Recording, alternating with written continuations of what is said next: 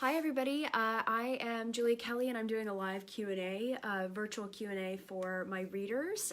So that's going to start up in a few minutes. I'm just going to drop a couple links on Facebook and make sure that I'm able to actually get this out to readers. So hang tight for a couple minutes and we will be able to get started in just a moment. You're just going to have to watch me type on Facebook for a second here, which I know is not the most exciting thing in the world, but I promise it will be worth it. So, and if you guys have questions that you'd like me to answer live, go ahead and drop them in anytime. You can do it now, you can do it while I'm talking. It will mean that I have some things that I can go ahead and talk to you about live and get you some answers right away. Or if you've emailed questions in or left questions over on Facebook or Instagram or on Twitter, I am going to be answering those as well. So we'll get ready to go here in a moment.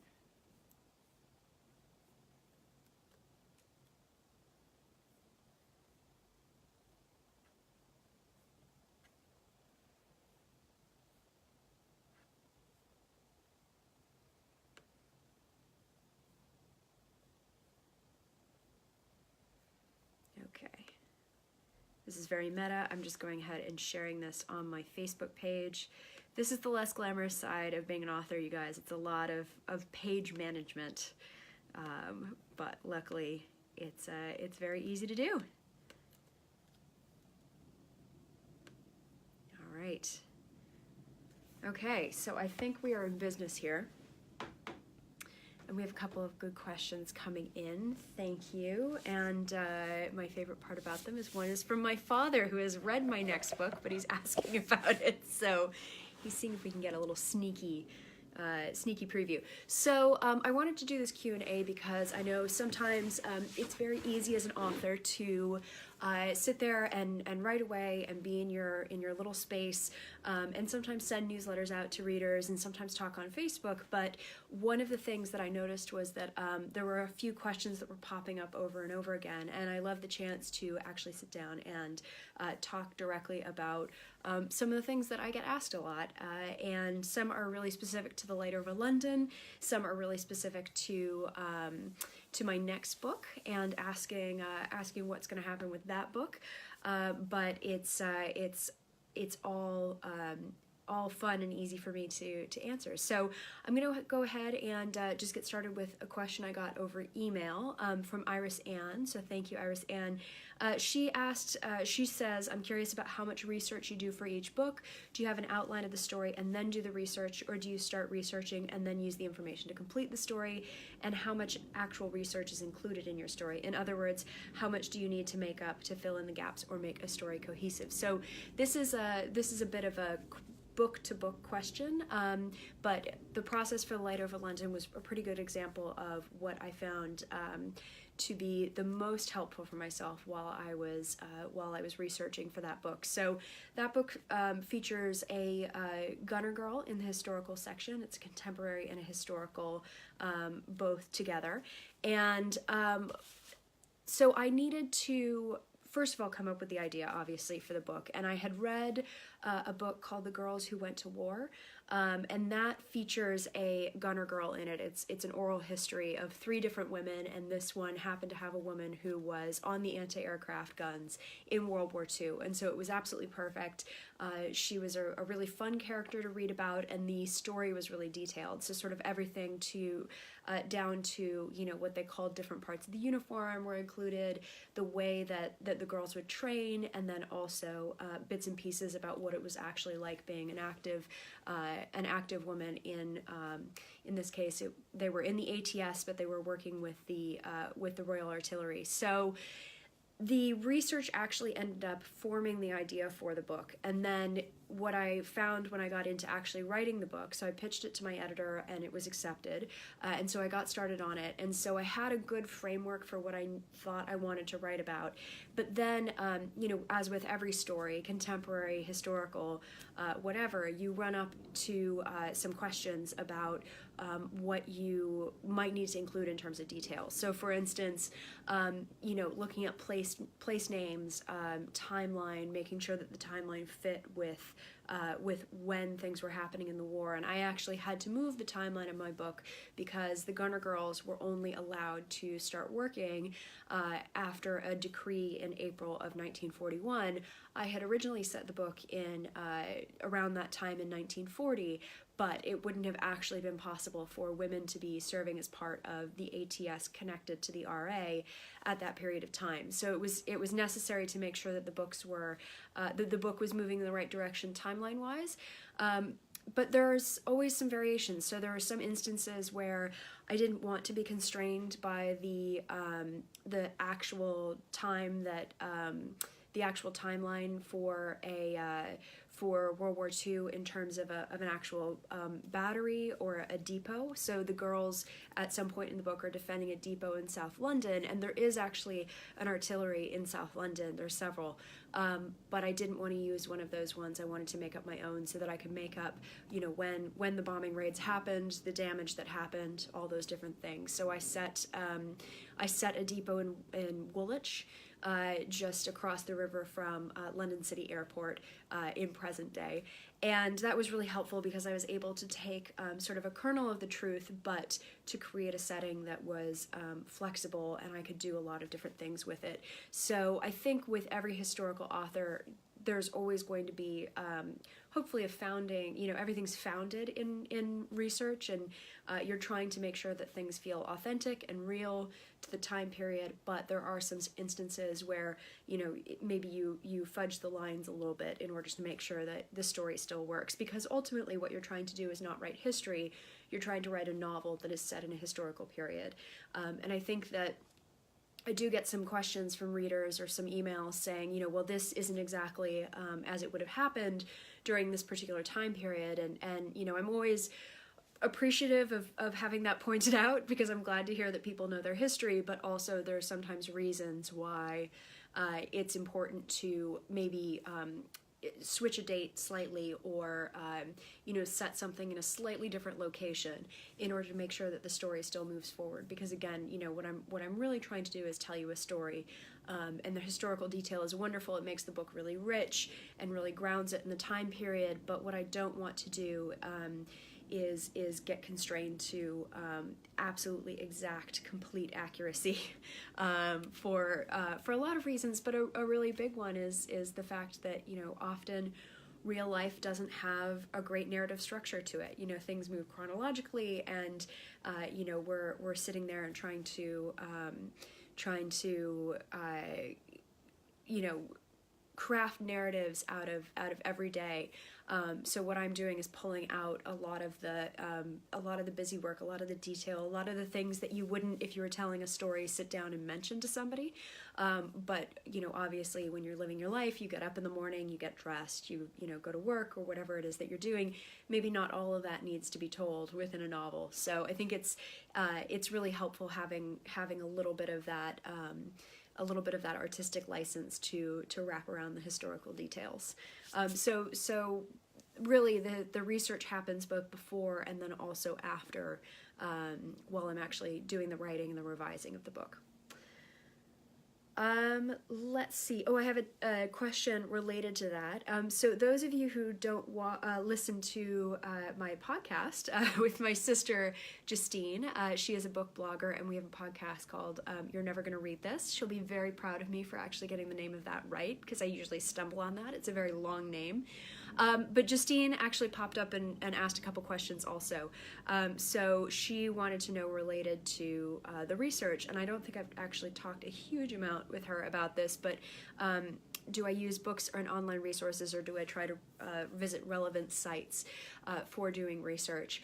I have done both in the past. I have written about, especially in my romances set up in Edinburgh, I tried to visit some of the actual locations where I set parts of the book. So in the second Edinburgh book called The Taste of Temptation, there's a scene set in the assembly rooms, and I actually managed to talk my way into a personal tour of the assembly rooms, which is not a typical thing that they do, but the history is really fascinating. It's a really beautiful, very significant building in Edinburgh. In London, I found that just living in the city really is a fascinating way to do some of your research. I started writing The Light Over London a few months after I arrived in London, and so I was able to actually walk some of the streets. I know where the mansion flats in Chelsea are. I know what it's like taking the tube to different locations. I know where the spot on the embankment where this cover where this cover is meant to take place. I know where that spot is. I actually go running and go fairly frequently along to this part of the river because it's a really beautiful view, and it's much less crowded on this part of the river than it is over on the other side where Big Ben is. So I do like visiting the relevant places. I have done archival work and looked into the actual archives to enrich some of my research before. I've done some historical work both when I was a journalist and then also way back when I was an undergraduate, working with some primary sources, a lot of diaries, a lot of newspapers, and so often in my books you'll see newspaper headlines and various other things that will pop up, and those are almost always made up by me, but they're researched in terms of making sure that they reflect what was actually going on during that time. The book that I'm currently writing is set in World War II, and one of the devices that I'm using really heavily throughout the book to ground you in where in the war you are, because the book takes place over many months. So not only am I using headlines, but I'm also trying to make sure that I'm using bits and pieces of radio broadcasts, because the BBC was a really powerful information, really powerful tool to disseminate information throughout the war. And although it was controlled by the Ministry of Information, it kind of had a bit of its own truth-telling that was going on in some cases. It didn't always do what the government wanted it to do. So it's been really fun weaving that through as well. So I've been working to make sure that those pieces are all coming together within the book. So let's see. Angie reached out on Facebook and wanted to know if I have any say in cover design, or whether my publisher picks something and I can't tell them if I do or I don't like the book cover. So I've been very fortunate. I have absolutely loved almost all of my covers. I have one cover from a different point in my career where I wasn't as crazy about the cover, but they did work with me on it. But this is the Light Over London US edition. Sorry for that glare of the light, but this is the US edition. And this is the UK edition. This one is available in bookstores all across the US, and there's a paperback version in Canada that looks just like this too. This is the UK version that is available on online retailers, so it's available on Amazon, it's on Waterstones, but you can't yet walk in and get it in a store. That's going to happen in the fall, when you'll be able to actually pick up copies of this, because it will be in paperback, which is really exciting. But if you look at this, these two covers are very similar. So we'll talk about the US cover a little bit, because I was involved in the process for developing this cover. Typically what happens when you're an author, in my experience, is that you get a email from your editor basically saying, give us a rundown of the characters in your book, a little bit of a description of everybody, what happens in the book, are there any significant places, are there any significant hairstyles, anything like that, what's everybody's hair color. And then what I also will do sometimes is I'll send along a Pinterest board or an idea of, this character I think looks like this, or I'd really love the book to have this type of style. So once you have a title, which is really the first step, and then you've got that cover sheet in, the art department goes through and takes all of that information, takes the pages that your editor gives them for the story to give them a sense of what they're trying to evoke, and then they come back with various options. And I have actually never had the chance to go through and look at all the options. What I've done instead is gotten basically a final draft that has some ability to have some wiggle room. So if I'd been really smart, I would have pulled down from my shelf over here. I have copies. In fact, I'm going to do it right now because what's better than live TV?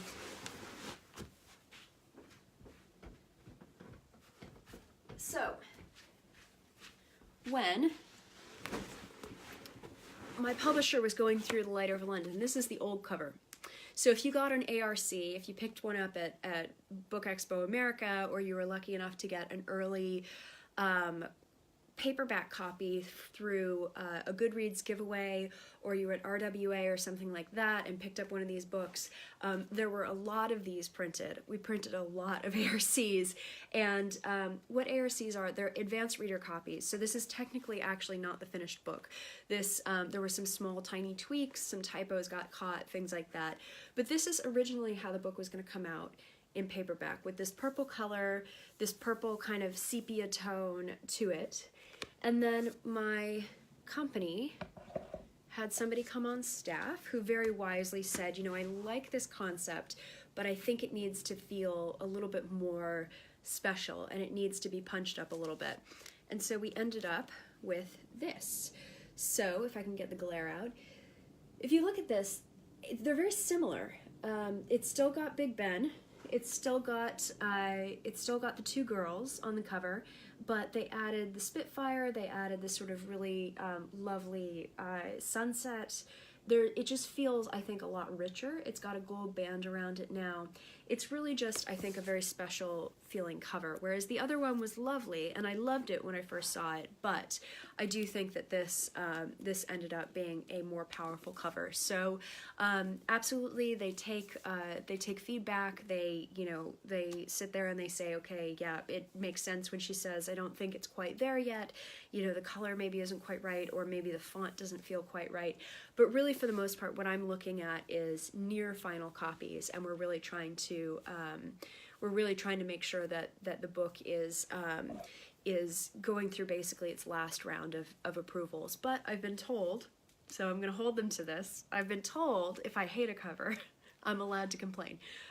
So it's never been a problem before. I've had really, really wonderful luck in just having absolutely beautiful covers, and the art department at Simon & Schuster is really fantastic, and obviously it's so good that the British cover went ahead and followed. So very similar feel to it. This light glare is just terrible. If I don't have this light on, you won't be able to see me, but the glare is bad. So, you know, obviously the cover is really striking. It works in a lot of different markets, and I think the best part is it looks good on a table. So if you're walking by it in Barnes & Noble or something like that, my hope is that it catches your eye and looks a little different from a lot of the stuff that's out there right now. It has a lovely pearlescent finish to it, and I was really thrilled to get those. So, all right. So I have a question from Mark on Facebook. He's asking, what are the pros and cons of writing historical fiction as opposed to romance? So I always make sure when people ask me what I write, that I always say I started writing romance and now I write historical fiction or historical women's fiction. And I say that because I'm very, very proud of the fact that I wrote romance. I absolutely cut my teeth on it. Romance requires a lot of discipline. It requires you to be super creative because within the genre, you basically have to deliver on two promises. One is that the book will focus around the central relationship between a hero and heroine, or heroine and heroine, or hero and hero. And then the other is that you have to have a happily ever after. So a lot of people ask, how do you not get bored if you know how the book is going to end? And my response is always, well, I might know how the book's going to end. They're going to end up together in a happily ever after. The big question is, how do they get there? And so that's a lot more interesting to me. So I think within romance, it's really important to me to mention that I did write romance before I wrote women's fiction. And a lot of that also has to do with the fact that unfortunately romance is still not respected the way it should be, considering the books are wonderful, the authors are really talented, and it's such a massive market share. So many people read romance, and I want to make sure that I absolutely mention and claim my part in romance and romance's part in making me the writer that I am. So, that being said, there definitely are differences. women's fiction does not have that same genre constraint that romance does. So even though The Light Over London is a romantic book, there are romantic relationships throughout the book. The real emphasis of the story is on a woman's, basically a woman's development through a period of time in her life. So she starts out the book at, one point in her life, and usually at a point of transition. So my heroine in the historical part is Louise. She's living at home. She's in Cornwall. The war is kind of going on around her, but her life feels very small, very constrained, very claustrophobic. In the case of Kara, who is the contemporary heroine, she has just gone through a divorce. She's moved back to the place where she went to university, and she's going back to work for the man who she worked for when she was in university, and she's really looking for a clean slate. She's trying to start her life over again, and in both cases, there are romantic relationships that develop along with the heroine's development, but the big thing in a women's fiction especially is that the character needs to develop from the place she was when the book started to another point. She gets through this transitional point in her life. So with Louise, various things happen, but the promise that I'm making to you is that Louise will not be the same person she was at the beginning of the book when the book finishes, and same with Kara as well. So that's really what women's fiction is focused on. Obviously, historical fiction focuses very closely on the past. In my case, it's a dual timeline for The Light Over London. I love writing both genres. I think there are stories that work particularly well in romance. There are stories that work particularly well in women's fiction.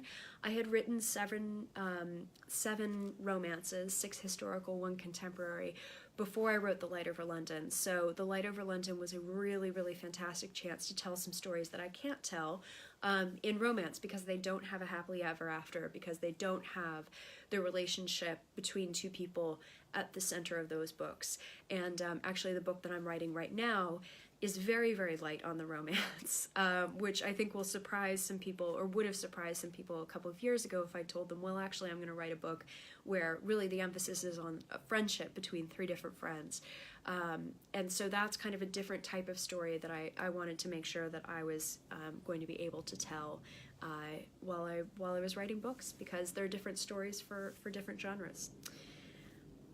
Mark also asked, so we're going to go through Mark's questions here because he left a few. He said, you've written loads about amazing World War II ladies on your website. If a publisher asked you to write a story based on one of their lives, who would it be? So I have a series of articles that I've put out called The Light Seekers, and I'm still adding to them. In fact, I'm due to put another article out here pretty soon. They are historical, nonfiction stories about women who were on the British side of the war and made some sort of significant contribution. And the reason that I wanted to do that is that I feel very strongly about telling women's stories that are either unknown or undertold, because people for a very long time really focused on the male contribution to World War II. Obviously, men were allowed in active combat, women were not in Britain. But there are not only significant things that women did during World War II, they really were vital to Britain winning the war, and the various women's auxiliary services, the role that women played in the munitions factories here. They were volunteer ambulance drivers, they were air raid wardens, they took care of things on the home front, there were land girls. It's just, the list goes on and on in terms of women's contributions. So in terms of one specific woman, I actually 2 answers to that. I would love to one day write a book about Nancy Wake, who was a notorious spy operating out of southern France. And she famously was never caught. She was arrested, but very quickly let go after a few hours because they couldn't actually make any of the charges stick. But this Gestapo hated her so much because she kept eluding them, and so they nicknamed her the White Mouse.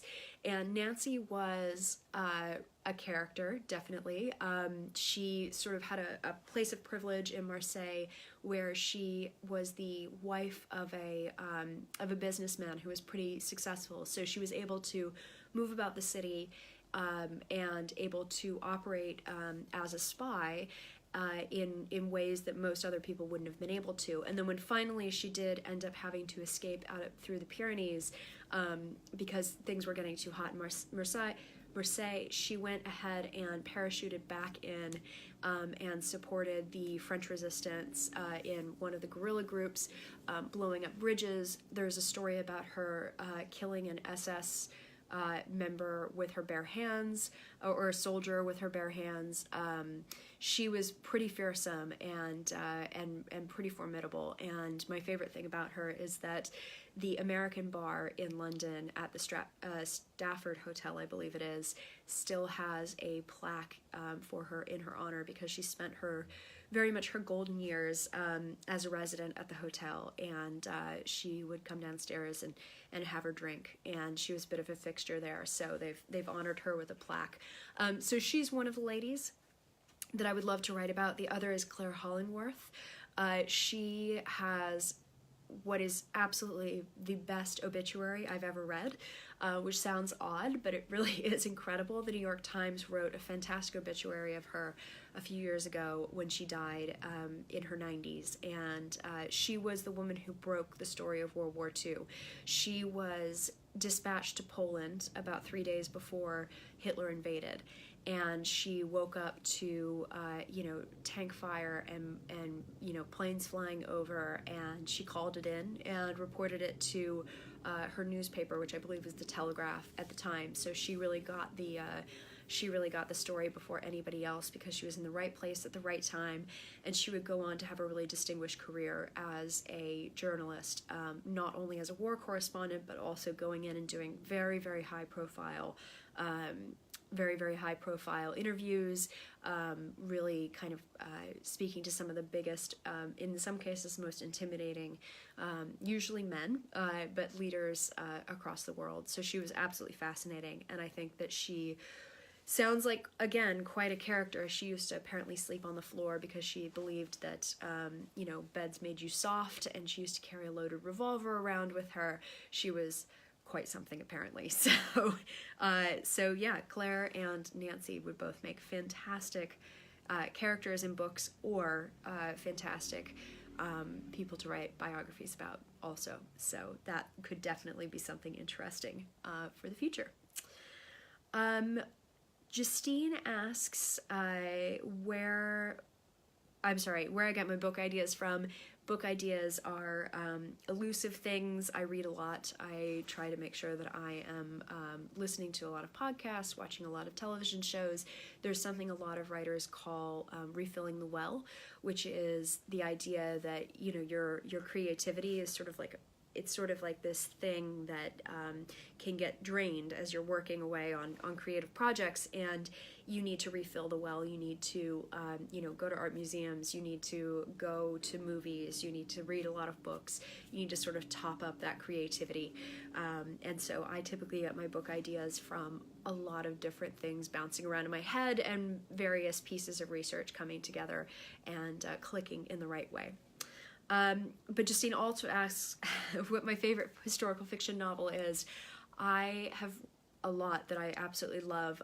Typically I will recommend something like The Alice Network by Kate Quinn, which I think is really well done. It's a dual timeline, but it's a little bit different because the dual timeline aspect of it is World War I and just after World War II.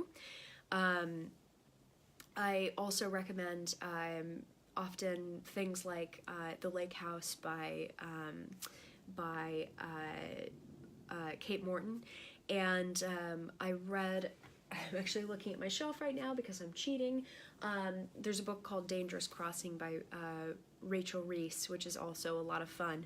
But I'm also one of those readers who sort of believes that your favorite book is probably a lot of different books, and you probably haven't met your newest favorite book because you're still reading. So I just try to read really widely and make sure that I am always picking things up, and it's very easy to do that in historical fiction because there's just so much being written right now and so much really, really good writing at the moment. So it's always exciting to get new books. let's see. Scott, who is my father, who again has had a bit of a preview of what I'm writing right now, but he wants to know what my next book is about, which is a very popular question, as you can probably imagine. I also got a question from Denise here about that as well. She emailed in. My next book is a work in progress, and I don't know how much I can really talk about it at the moment, but I did mention earlier it is a book about three friends. I can say that it's set in the early part of World War II, so just before the war and then the early months. And that's probably all I can say at the moment, unfortunately, because it's with my editor at the moment, so I don't want to make too many promises without having seen what she's going to do to it in terms of editing it. So, but do know it is set in London.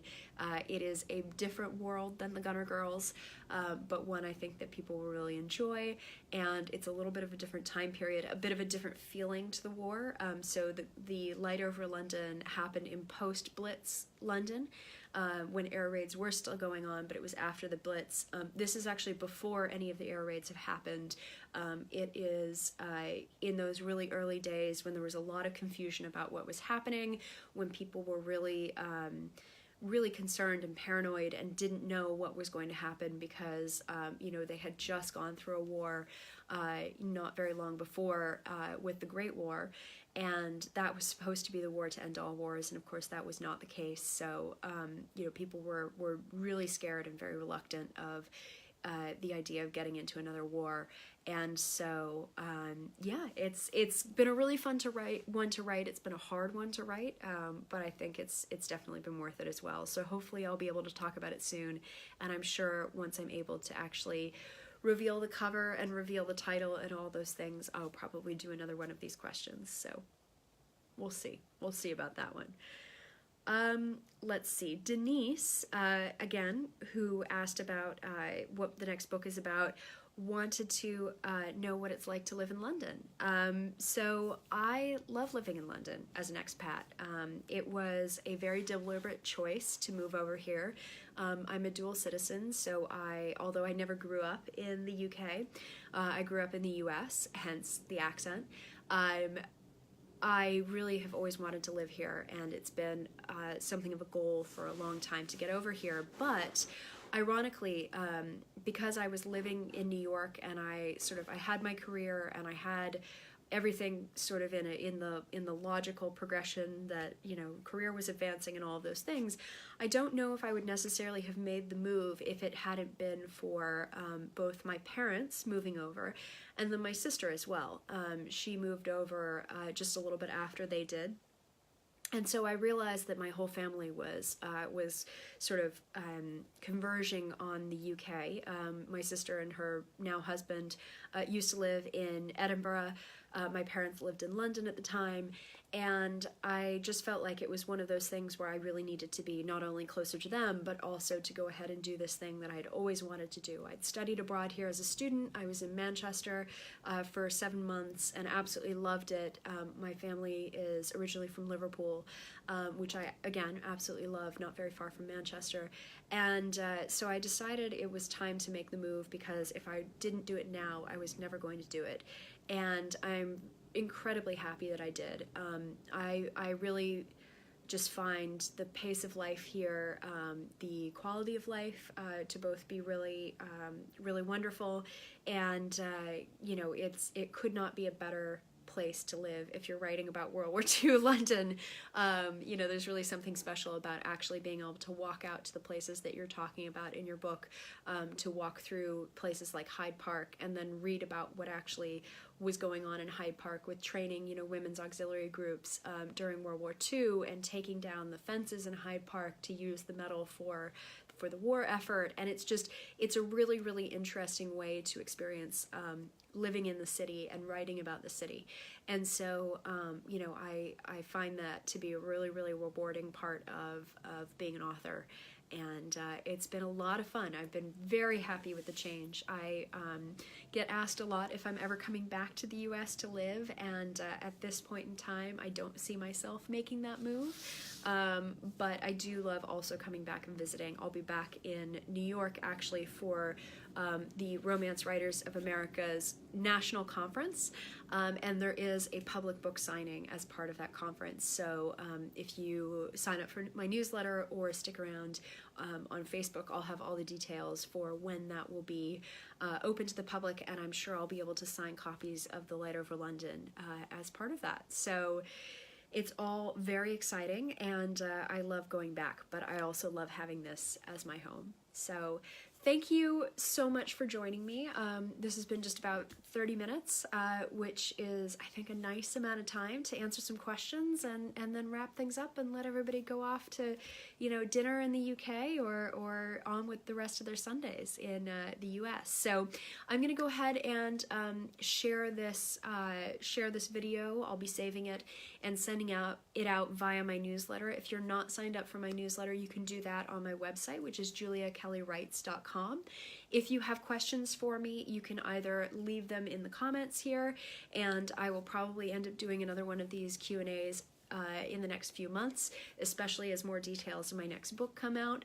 I will also be available to answer questions via email, which is always a good way to get in touch with me. So you can either do that through the contact form on my website, or you can email me at juliakelly@juliakellywrites.com, and that will come straight to me right on my phone, so I'll be able to respond quickly. So thank you so much for taking the time to hang out with me. I really appreciate it, and hopefully we'll be able to do this again sometime soon. Thanks, guys.